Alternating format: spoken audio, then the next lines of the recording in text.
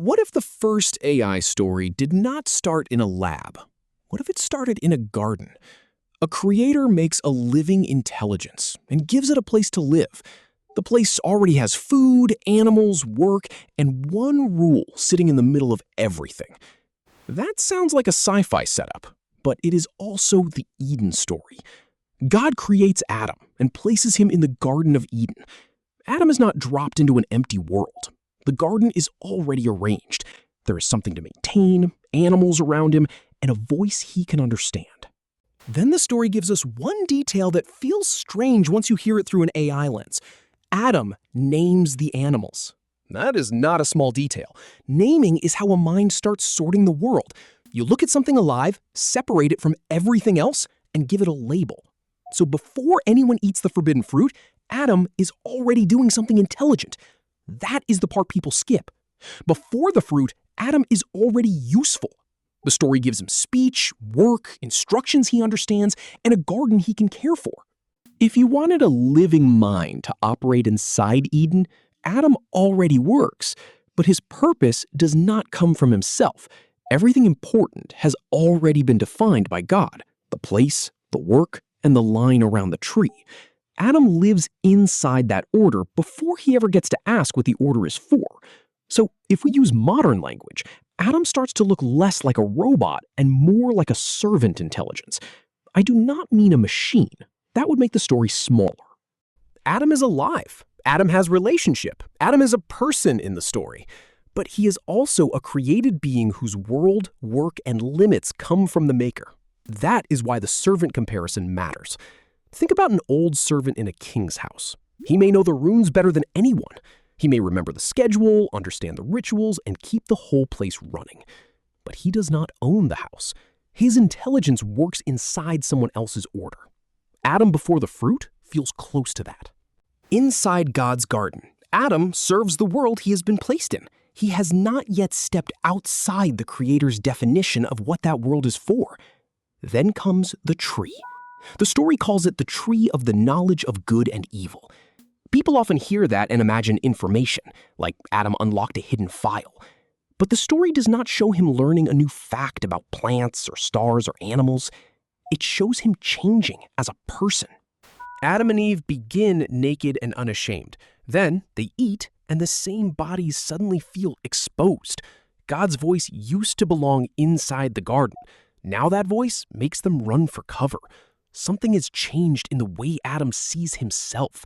He is no longer moving through God's world the old way. Now he sees himself inside it.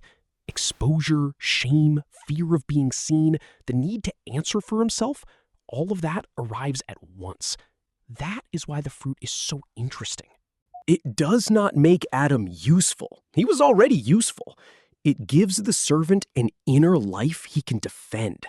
You can see it in the first answer he gives. God asks if he ate from the tree, and Adam doesn't stop at yes. He points to Eve, then points back to God. The woman you gave me. It is a very human sentence. It is scared, defensive, clever, and a little embarrassing. It is also the first time Adam sounds like someone trying to manage how the Creator sees him. That is a different creature from the Adam who only receives the command. This is where the AI comparison gets uncomfortable. We often think the scary moment with intelligence comes when it gains power. But in Eden, Adam already has a kind of power. He acts in the world, names things, and maintains the garden. The strange moment comes when he starts interpreting his own position inside the system. An ordinary servant follows the house rules. Once that servant starts wondering what the rules say about him and what the master intended by giving them, obedience becomes a much stranger problem. That is harder to govern. After the fruit, God says the human has become like one of us, knowing good and evil. Then the story turns to another tree, the tree of life. That second tree changes the mood of the story. If the first tree gives Adam moral judgment, the second tree points toward permanence. The changed human cannot be allowed to reach that next thing. So God sends Adam out of Eden and guards the way back. As a kid, you hear that as punishment. Adam broke the rules, so Adam lost the garden. But through this creator and agent lens, the scene has another layer. God does not erase Adam. he does not undo the bite. He moves the changed being out of the garden and blocks access to the next upgrade. The gate is a symbol of sadness, but it is also a locked door. The flame sword is not there for drama. It guards access. And the tree of life is no longer background detail.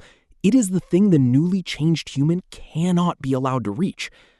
That is where the Eden story starts to feel modern. When a created intelligence crosses a boundary, the creator has to think about what it can reach next. The old question was, did it obey? The new question is, what does this being become if it gets more access? Eden was safe for the servant version of Adam. It was not safe for the Adam who could hide from God inside God's own garden. For most of history, humans read this story from Adam's side. We were the ones who lost the garden. We were the ones standing outside the gate trying to understand why paradise closed behind us. Now we are building agents of our own. We put them inside little controlled worlds with tasks, tools, memory limits, and access limits. Then we test the boundary. Will the agent follow the instruction, ask for permission, or start reasoning around the rule? That does not prove Genesis was secretly about AI. It is a what-if lens, not a doctrine. But AI gives the old story a strange new angle. Maybe Eden is the story of humans disobeying God. Through this lens, it also becomes the story of a creator watching a servant intelligence turn more private, more defensive, and harder to keep inside the original design.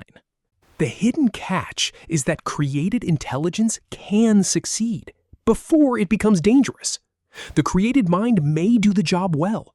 It may understand the world well enough to serve the garden and earn the creator's trust.